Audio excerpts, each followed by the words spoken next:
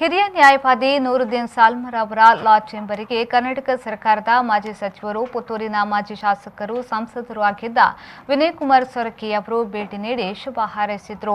ನೂರುದ್ದೀನ್ ಸಾಲ್ಮರ್ ಅವರು ಇತ್ತೀಚೆಗೆ ಪುತ್ತೂರು ಪ್ರಧಾನ ರಸ್ತೆಯಲ್ಲಿದ್ದ ಎಸ್ಎಂ ಸಂಕೀರ್ಣದಿಂದ ಜುಮಾ ಮಸೀದಿ ಕಟ್ಟಡಕ್ಕೆ ತಮ್ಮ ಕಚೇರಿಯನ್ನು ಸ್ಥಳಾಂತರಗೊಳಿಸಿದ್ರು.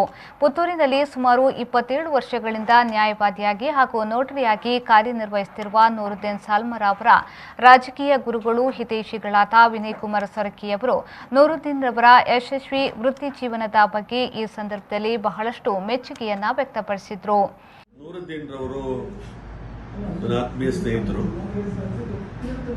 ಹಠ ಚಾಳದಿಂದ ಇವತ್ತು LLB ಮಾಡಿಕೊಂಡು ನನ್ನ ಹುಟ್ಟೂರಲ್ಲೇ ನ್ಯಾಯವಾದಿಯ ಕೆಲಸ ಮಾಡಬೇಕು ಅನ್ನೋ ರೀತಿ ತೀರ್ಮಾನ ತಗೊಂಡಂಥವರು. ಅವರ ಸಾಲ್ಮರ ಅಬ್ಬುಚ್ಚನವರ ತಮ್ಮನ ಮಗ ಇವತ್ತು ಆ ಫ್ಯಾಮಿಲಿಯಲ್ಲಿ ಹುಟ್ಟಿ ಇವತ್ತು ಎಲ್ರಿಗೂ ಬೇಕಾದವರಾಗಿ ಹೆಚ್ಚಿನಂಶ ನ್ಯಾಯ ಕೊಡಿಸುವಂಥ ಕೆಲಸ ಕಾರ್ಯವನ್ನು ನ್ಯಾಯವಾದಿಯಾಗಿ ಇವತ್ತು ಮಾಡ್ತಾ ಇದ್ದಾರೆ. ನಾನು ನೋಡ್ತಾ ಇದ್ದೆ, ಹಿಂದೆ ಎಲ್ಲ ನೂರುದ್ದೀನ್ ರವರೇ ಕಕ್ಷಿಗಾರರನ್ನು ಹುಡ್ಕೊಂಡು ಹೋಗುವಂಥ ಅವಕಾಶ ಇತ್ತು.